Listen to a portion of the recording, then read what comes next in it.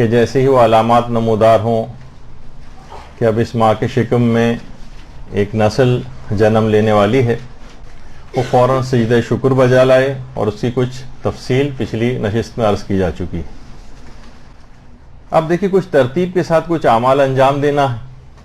اس سجدہ شکر کے بعد عورت پہلا کام یہ کرے کہ وہ تمام گناہوں سے توبہ کرے۔ توبہ سے اس سلسلے کا آغاز ہونا چاہیے، ان اعمال کا، سچے دل سے توبہ کہ اب ایک نئی نسل جنم لینے والی ہے، اور ایک استغفار کی ایک تسبیح ضرور پڑھے۔ اچھا، اپنے گناہوں سے توبہ کرنی ہے، اپنے آبا و اجداد یا بچے کے ننھیالی اور ددیالی تمام آبا و اجداد، کیونکہ گناہوں کے اثرات نسلوں کے اندر منتقل ہوتے ہیں، تو ان گناہوں کے آثار کو ختم کرنے کے لیے کہ ایسا نہ ہو کہ آبا و اجداد میں سے کچھ گناہ کے آثار اس بچے تک وراثت کے لحاظ سے منتقل ہوتے ہوں، تو کم سے کم ان کو ان کا دفیہ کیا جا سکے، ان کو ختم کیا جا سکے۔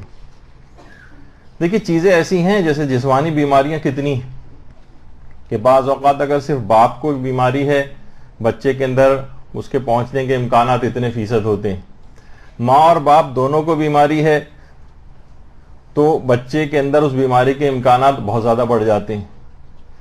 مدر اور فادر میں سے کوئی ایک ڈائبٹک ہے تو چانسز ذرا کم ہوتے ہیں بیماری پہنچنے کے، دونوں ڈائبٹک ہیں امکانات زیادہ بڑھ جاتے ہیں۔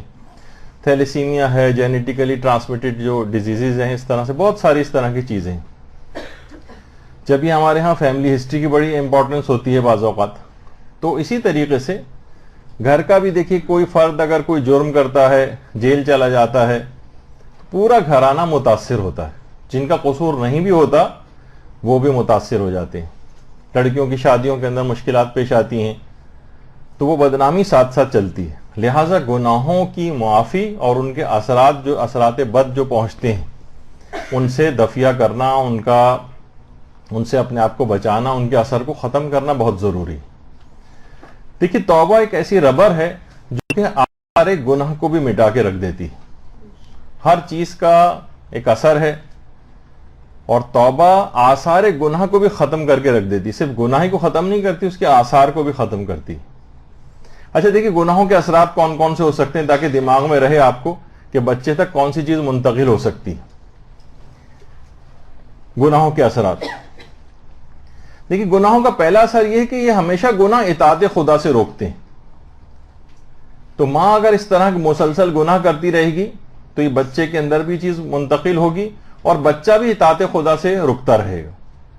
خود گناہ کا اپنا اثر یہ ہے کہ وہ اطاعت خدا سے روکتا ہے، تو اس وجہ سے بھی توبہ کرنا ضروری ہے، مزید گناہوں کی طرف انسان کھنچتا ہے۔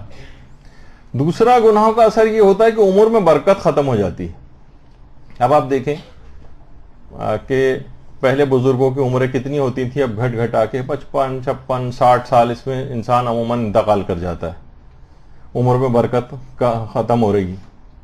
اب یہ جو پیدا ہونے والا بچہ ہے خود ہی کم عمر ہوگا، یہ کب نانا دادا بن سکے گا، نانی دادی بن سکے گی، کب یہ ان کی تربیت کر سکیں گے چھوٹے بچوں کی، اور اس طرح سے عمریں اتنی اگر کم ہو جائیں ان لوگوں کی تو بزرگ بن کے جو تربیت کرنی ہوتی ہے اس سے بھی لوگ محروم رہیں گے۔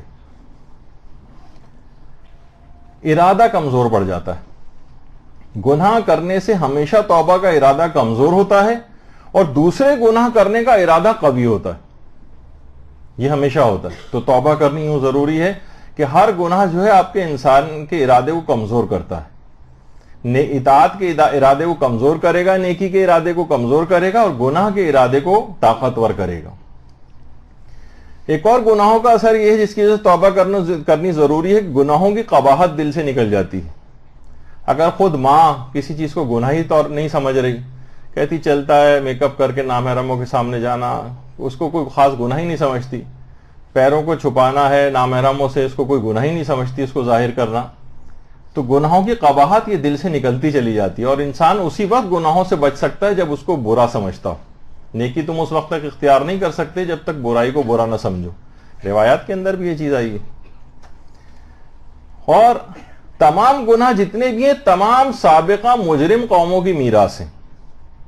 اگر سب گناہوں کو آپ دیکھیں، یہ جن پہ عذاب آیا ہے جن قوموں پر، یہ تمام ان قوموں کی میراث رہیں. گویا ماں ان گناہوں کو انجام دے کر ان سابقہ مجرمین قوموں کی میراث کو اپنی اولاد کے اندر منتقل کرتی. بہت خطرناک بات ہے.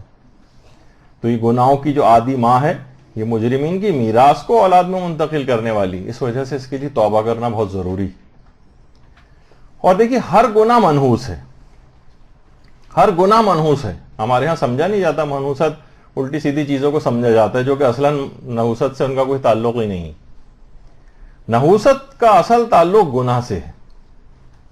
دیکھیے جب بھی کبھی قحط سالی ہوتی ہے، بارشیں رک جاتی ہیں، تو جانور گناہگار انسانوں پر لعنت کرتے ہیں کہ ان کے گناہوں کے باعث ہم اس بھوک اور پیاس کی اذیت میں مبتلا ہیں. تو ہر گناہ منحوس ہے، اور یہ نحوست کے ساتھ ہی بچہ پیدا کرنے والی ہے. نحوست کے اثرات بچے میں منتقل ہوں گے. اس کے علاوہ گناہوں سے عقل کم ہوتی. بچوں کا مینٹل لیول اور اس لحاظ سے وہ کمپیوٹر اور وہ چلانا آنا، یہ ان کی عقل کی نشاندہی نہیں کر رہے. عقل مند نہیں ہیں لوگ. ہاں کچھ چیزیں چلانی سیکھ لی ہیں، وہ تو اس کا تعلق اتنا عقل سے ہوتا بھی نہیں. تو گناہ کرنے سے ہمیشہ عقل کم ہو جاتی، عقل کم ہوتی. اور بے عقل بچہ یا کم عقل بچہ پیدا کرے وہ اس سے کہیں زیادہ اس سے پہلے سے اس کا انتظام کرنا ہے کہ اس کو توبہ کرنی ہے ان گناہوں سے، تاکہ عقل کم نہ ہونے پائے بچے کی. گناہ کا ایک اثر یہ ہے کہ گناہوں سے عظمت خدا دل سے نکل جاتی ہے. دیکھیے اگر کسی شخص کو معلوم ہے کہ پروردگار مجھے دیکھ رہا ہے، پھر وہ آخر گناہ کیسے کرے گا؟ بہت سی روایات ہیں جس کے اندر یہ مفہوم بیان ہوا ہے کہ مثلا ایک آدمی کے سامنے کبھی بھی ہم ایک دوسرے کے سامنے عام طور پر گناہ نہیں کرتے ہیں. بہت سے گناہ ایک دوسرے کے سامنے نہیں ہوتے. تو پروردگار گویا ایک لحاظ سے یہ کہہ رہا ہوتا ہے کہ اے بندے، تیری نگاہ میں میری حیثیت اس مخلوق سے بھی کم ہے. تو اس کے سامنے تو گناہ نہیں کرتا، لیکن میرے سامنے گناہ کرنے سے نہیں شرماتا. خود گناہ کرنا اس بات کی دلیل ہے کہ اس کے دل میں عظمت خدا نہیں. دیکھیں آج کیمرے یہاں پر لگا دیے جائیں، آپ نے دیکھا ہوگا کہ ٹی وی پروگرامز ہوتے ہیں، ٹاک شوز ہوتے ہیں، یا اینکر ہوتا ہے، اسے کھانسی آ جائے، چھینک آ جائے، فوراً معافی مانگتا ہے، حالانکہ کوئی گناہ کا کام بھی نہیں کیا ہوتا. لیکن کیا ہے کہ اسے کہ سب لوگ مجھے دیکھ رہے ہیں. تو پروردگار عالم سب کو دیکھ رہا ہے، پھر یہ گناہ کیسے کر رہا ہے؟ اس کا مطلب ہے کہ یہ اس کی عظمت پروردگار کی اس سے واقف ہی نہیں. یعنی خود گناہ کرنا اس بات کی دلیل ہے کہ اس کی شخص کے دل میں عظمت خدا نہیں پائی جاتی. تو یہ تمام اثرات گناہوں کے یہ پیدا ہونے والے بچے کے اندر منتقل ہوتے جاتے ہیں. اور دیکھیے اس سے پہلے بھی ایک درس میں نے بیان کیا تھا، آیت اللہ دستغیب کا ایک جملہ ہے کہ تقریر میں مقرر کے اثرات ہوتے ہیں اور تحریر میں محرر کے اثرات ہوتے ہیں. میں اگر برا ہوں تو تمام جو اثرات بد میرے اندر پائے جاتے ہیں وہ میں اپنے سامعین میں منتقل کرتا ہوں. اور اگر کسی میں کوئی اچھائی پائی جاتی ہے، کوئی اچھا مقرر آتا ہے اور آپ اس کو بیٹھ کر سنتی ہیں، تو تمام نیک اوصاف وہ حاضرین میں منتقل کرتا ہے. تحریر آپ بری تحریر پڑھتی ہیں تو گویا وہ جو لکھنے والا ہے وہ اپنے اثرات بد منتقل کرتا ہے، کیونکہ تحریر میں محرر کے اثرات ہوتے ہیں. تو یہ چیزیں ساری کاؤنٹ کرتی ہیں. یعنی لکھی ہوئی چیز بھی اثرات منتقل کرتی ہے، کہی ہوئی چیز بھی اثرات منتقل کرتی ہے، گناہ بھی اثرات منتقل کرتے ہیں. یہ تمام فیکٹس ہیں. تو دیکھیے کتنی ہی روایات میں یہ بات آئی ہے کہ پیغمبر اسلام ختمی مرتبت صلی اللہ علیہ وآلہ وسلم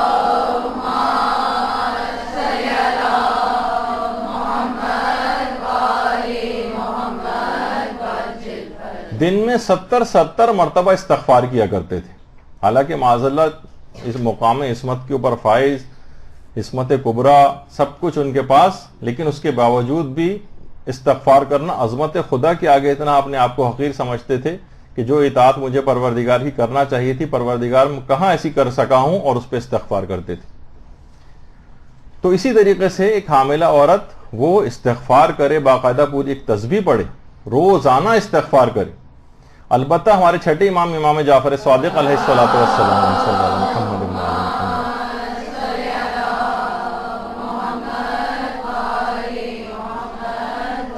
وہ فرماتے ہیں کہ اگر کوئی شخص روزانہ، اور اگر یہ ہر نماز کے بعد ہو جائے تو کیا کہنا، اور بہت سی تعقیبات نماز کی کتابوں میں بھی یہ دعا آپ کو مل جائے گی. یہ جو دعا ہے اس کے متعلق امام فرماتے ہیں کہ اگر کوئی شخص اس کو روزانہ پڑھے تو خدا اس کو روزانہ اس دعا کو پڑھنے کے نتیجے میں 45 لاکھ نیکیاں اس کے نامہ اعمال میں لکھے گا، 45 لاکھ گناہ ہر دفعہ اس کے معاف ہوں گے، اور 45 لاکھ درجات اس کے بلند ہو گئے، اور گویا وہ روزانہ 12 ختم قرآن کرنے کا اس کو ثواب ملے گا.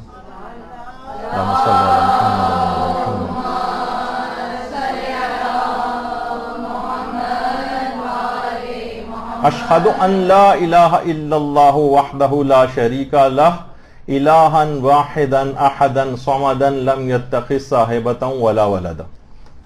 باقاعدہ ثواب الاعمال میں شیخ صدوق نے اس روایت کو لکھا ہے. 45 لاکھ تو نیکیاں ہر دفعہ، 45 لاکھ گناہ ہر دفعہ معاف ہوں گے. توبہ کرنے کے حوالے سے دیکھیں کتنی طویل گناہوں کی ہماری ایک فہرست ہوتی، تو ہر دفعہ تو یہ حاملہ اگر اس کو پڑھتی رہے تو اس کے گناہ مسلسل اس دعا کو پڑھنے کے نتیجے میں معاف ہوتے رہیں گے، درجات بلند ہوتے جائیں گے، اور 12 ختم قرآن کا ثواب اس کو ہر دفعہ پڑھنے پر ملے گا. ہر نماز کے بعد اس کا اگر ورد کیا جائے تو توبہ کے لحاظ سے بھی بہت مفید ہے.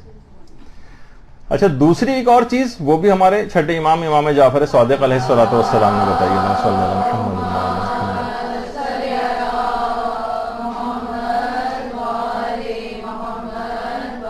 تجدید وضو. ایک دفعہ اگر وضو آپ نے کر لیا اور دوبارہ ٹوٹا بھی نہیں، یا ٹوٹ گیا، خاص طور پر تجدید اس کو کہتے ہیں، ابھی نہیں ٹوٹا اور دوبارہ آپ نے اس کو دوبارہ وضو کو کر لیا، کچھ عرصہ تھوڑی دیر گزر گئی تھی، 1 گھنٹہ ہو گیا وضو کیے ہوئے، نہیں بھی ٹوٹا تو آپ نے کہا کہ چلو ایک وضو جو ہے وہ اور کر لیتے ہیں. تو روایات میں کہ بغیر استغفار کے بھی پروردگار گناہوں کو معاف کرتا رہتا ہے جو تجدید وضو کرتا ہے. آپ متوجہ بھی نہیں ہیں توبہ کی طرف، تب بھی خود. تو یہ بہت اہم ہے اس حاملہ کے حوالے سے کہ اپنے گناہوں کو مسلسل وہ کم کرتی جائے، ختم کرتی جائے، تاکہ بچے کے اوپر اثرات نہ ہوں. اور توبہ ہی کے حوالے سے بہت ہی بہترین جو کہ ایک ذکر ہے، اس کی حاملہ اکثر تکرار کرے، زیادہ تر اوقات میں تکرار کرے، اور وہ ہے ذکر لا الہ الا اللہ. ہمارے پیغمبر اسلام ختم مرتبہ صلی اللہ علیہ وآلہ وسلم فرماتے ہیں،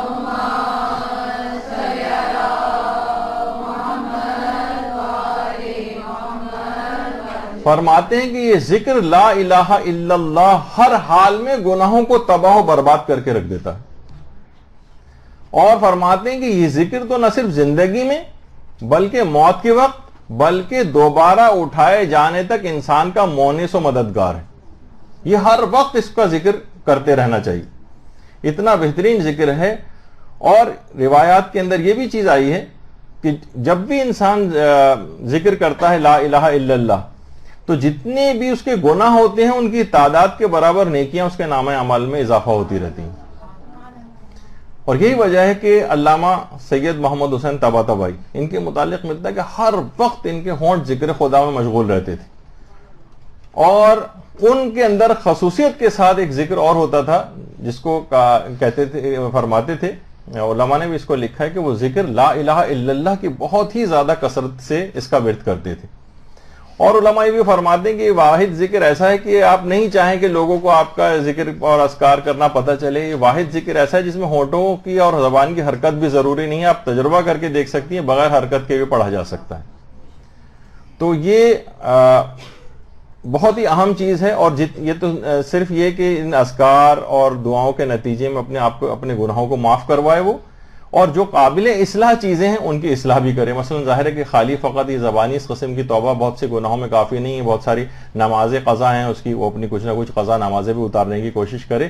بہت سے گناہ ایسے ہیں جو فقط صرف زبانی معافی نہیں ملتی ہے ان کی استغفار کرنے سے، عملی طور پر ان کی قضا بھی انجام دینا ہوتی ہے، تو اس کی طرف بھی متوجہ رہے. امانتیں اگر کسی کے رکھی ہیں تو وہ واپس کرے، قرضے اگر کسی کے لیے لیے ہوئے ہیں تو وہ واپس کرے. ان سابقہ گناہوں سے پاک صاف ہو کر ایک پاکیزہ زمین میں بچے کی تربیت کا آغاز کرنا ہے. اس وجہ سے کہا کہ شکر خود پروردگار کے بعد اس کو چاہیے کہ وہ استغفار کی ایک تسبیح پڑھے، کچھ خصوصیت کے ساتھ کچھ استغفار ان کو ورد میں رکھے، اور جو قابل اصلاح چیزیں ہیں جو ان میں عمل کرنا پڑتا ہے تب ان کی معافی ملتی ہے، قضا چیزوں کی ادائیگی ان کا اقدام کرنا شروع کرے. برحمتك يا أرحم الراحمين وصلى الله على محمد وآله الطاهرين